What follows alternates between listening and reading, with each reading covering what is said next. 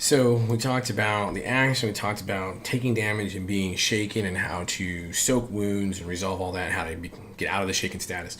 So wounds, a little bit dig deeper on wounds, because wounds can become the woe is me moment for a lot of people.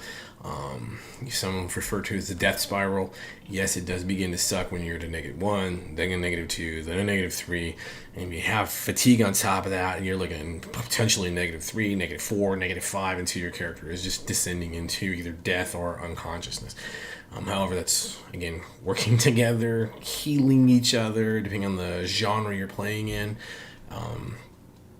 That's the big piece. So we'll talk about healing a little bit later on in another video, because it really requires its own separate topic. It's a quick topic, but there's a lot to healing. Well, not a lot. It's just there's different ways of doing it. Anyway, it doesn't really matter. So wounds, yeah, right. They have the effects on the rolls. Now, when you are, as a wild card, when you are at your third wound, life is gonna suck for you, and just start doing other things. When you hit that fourth wound, you are now incapacitated, and you must make an immediate vigor roll. Now, if you roll a critical failure on the vigor roll, you're dead.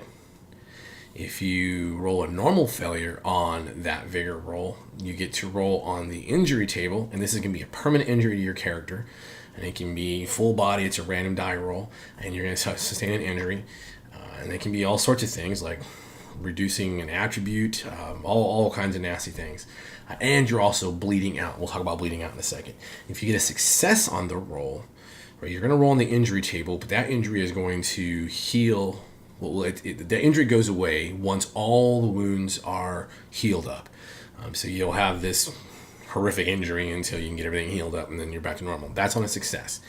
But I didn't say that the success does anything else. The success just, sort of leaves you a little wonky. If you get a raise on that vigor roll, then the injury is just going to last 24 hours or until all wounds are healed. Now, you need to understand too, because when you're doing these rolls, you're still going to be required to draw an action card. So if your character's incapacitated, and see, you're still going to need that action card in order to know when you could potentially be in the moment. Let's talk about bleeding out. Bleeding out is a vigor roll that occurs at the beginning of your turn, hence the action card that really comes into play, depending on what's happening in combat, where you are.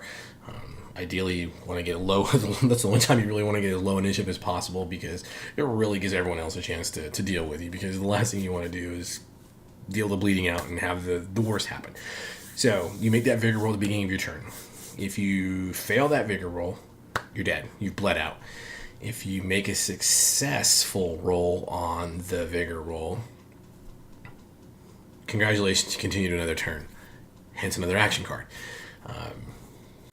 If you get a raise on the vigor roll, you are going to stabilize, and no further rolls required. And then it's just a matter of your team getting you back from that incapacitated status. Getting you back on your feet, which could be healing or a few other things. Magical healing is the big one, and then healing with like doctory skills, things like that. But we're going to talk about that in another video.